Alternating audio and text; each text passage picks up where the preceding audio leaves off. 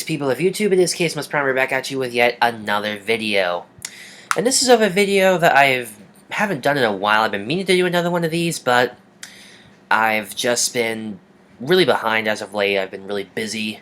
A lot of stuff going on in my personal life, but anyway, I thought I would do another WWE pay-per-view predictions video, because I don't really do this enough anymore.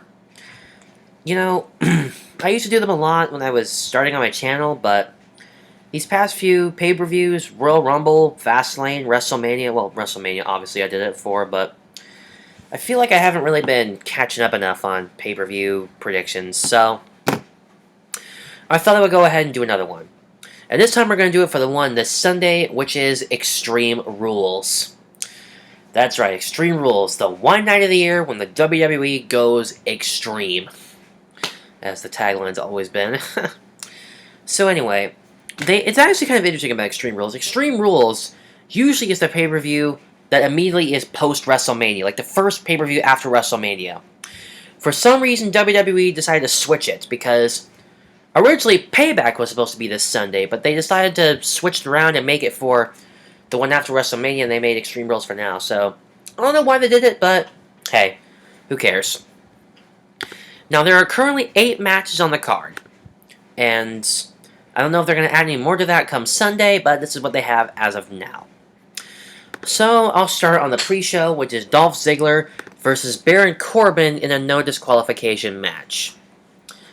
Ever since WrestleMania, when Baron Corbin made his debut, he and Dolph Ziggler have been kind of rivaling with each other. They've been attacking each other during their matches and during their entrances, and they're just not getting along with each other.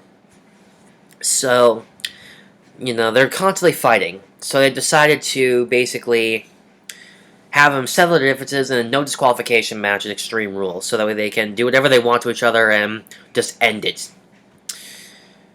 You know, this is a tough one for me to call.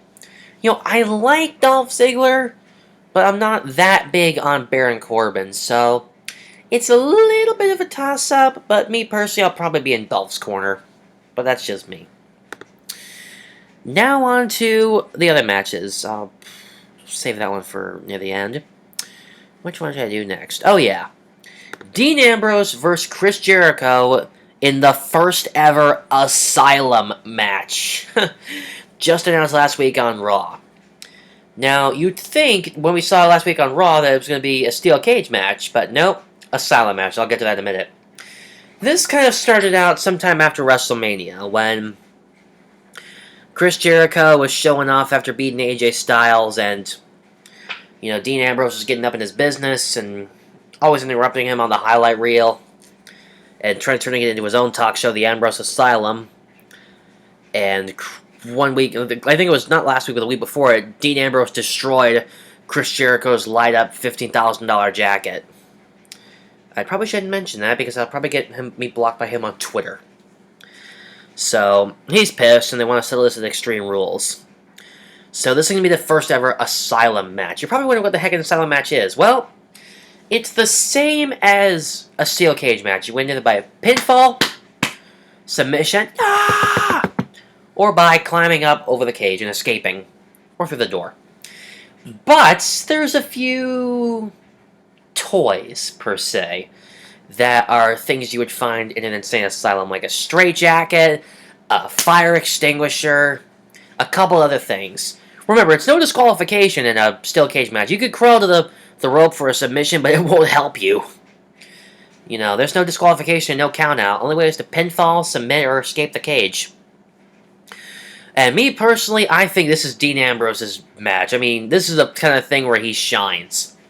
Because, you know, he is the lunatic, and he runs the asylum, so he's got this in the bag. Well, what's another one I could do? I'll do that one last. Alright, I'll do this one. The Miz versus Kevin Owens versus Cesaro versus Sami Zayn for the... My hand goes up, your mouth goes shut. No, not you. You in the back. My hand goes up, your mouth goes shut. Thank you. For the Intercontinental Championship. This started sometime after, like the night after WrestleMania, when Zack Ryder defended his title against The Miz. And thanks to a stupid interference by The Miz's wife, Miz was able to pick up the victory and win the Intercontinental title. And after Kevin Owens lost the ladder match at WrestleMania, he's been hounding 70 and Shane McMahon saying, I need my Intercontinental title rematch because I'm the prize fighter. This is the Kevin Owens show. You know, he wanted it to be one-on-one, much like what Batista did a few years ago. But it doesn't exactly work that way. So, apparently Kevin Owens had to earn his title match. And apparently Sami Zayn also did the same, so did Cesaro. So, the match is a fatal 4-way. Me personally, I'm all for Sami Zayn. I mean, I love the guy. He's awesome. I mean, you know, I got his shirt last week. I wish I'd put it on before making this video, but I really wish that... I'm hoping Sami Zayn wins, because he should have won at Mania, but this will be his chance here. Let's see, did that one. Oh, here's one. Kalisto, which is one half of the Lucha Dragons, versus Rusev for the United States Championship. Kind of picking up where Rusev left off a year ago with his U.S. title run. You know, he's thinking he's the best, and he thinks he deserves his U.S. title again, because he thinks he's the biggest, the best, and the baddest. And America is foolish, so... yeah, at least John Cena won't be able to steal it from him this time. I'm all for Kalisto, because I do not want to see the Bulgarian flag drop from the rafters. I'd rather see the whole stadium going, Lucha, Lucha, than see that, because that's degrading, if you know what I mean. Let's see, now which one should I do? Haven't done that one. I'll save that one for second to last. Alright, I'll do this one. The New Day, which is Big E, Kofi, and Xavier, versus the Vaudevillains for the, I can't believe I'm going to do this, but the WWE World Tag Team Championships. This one's a toss-up, you know. This goes back to Payback. Enzo and Big Cass were fighting the Vaudevillains for a #1 contender shot for a match that was supposed to take place later that night, but unfortunately, Enzo got himself a concussion when he ran headfirst into the middle rope.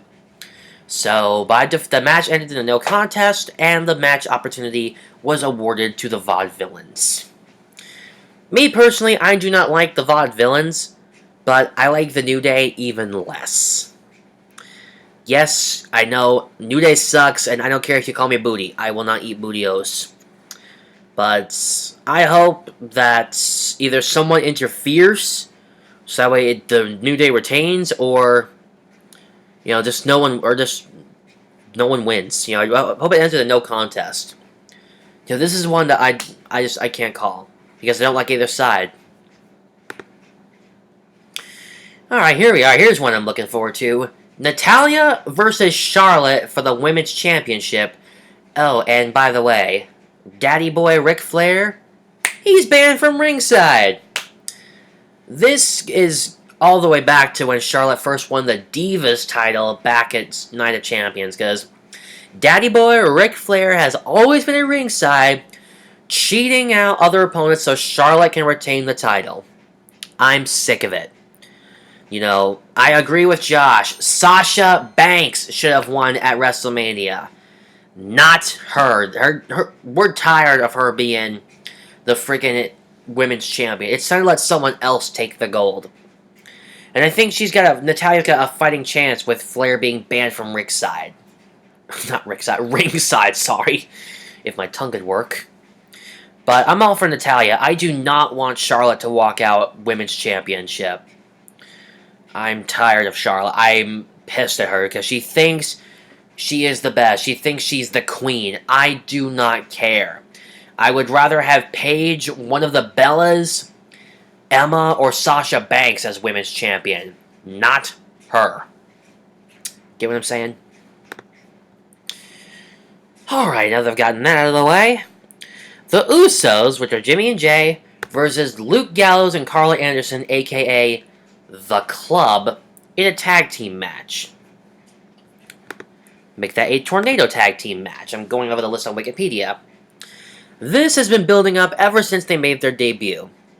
And it will just be any day now before they go from the Club to the Bullet Club, or the Balor Club. Because they keep on mentioning that they met up together with NJPW over in Japan. Well, it's only a matter of time before the Club becomes the Bullet Club. Or if after TakeOver in a couple of weeks, if Finn Balor loses to Samoa Joe, then we could finally see the debut of the Balor Club. It's only a matter of time, quite frankly. And this whole thing has been going on ever since they made their debut and they attacked the Usos. I really don't know whose side to call. I want to say the Club just because of the Usos being related to Reigns. But, you know, I'm all for the Club. The Bullet Club, or Balor Club, whichever it is. And last, but certainly not least, Roman Reigns versus AJ Styles in a rematch for the WWE World Heavyweight Championship in an Extreme Rules match.